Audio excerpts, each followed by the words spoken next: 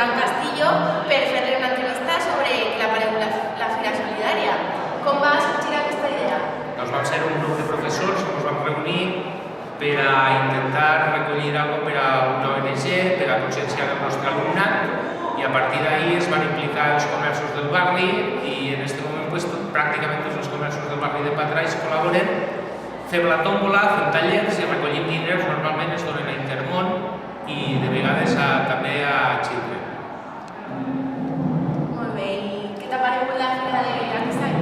Realment d'any en any es va millorant moltíssim. Enguany inclús han vingut xavals que tindrem d'alumnes l'any vinent del Rodríguez Fornos de 6è i cada volta estem recollint més diners. Després al mes de gener és quan passem per tots els comerços, per tot el barri, comuniquem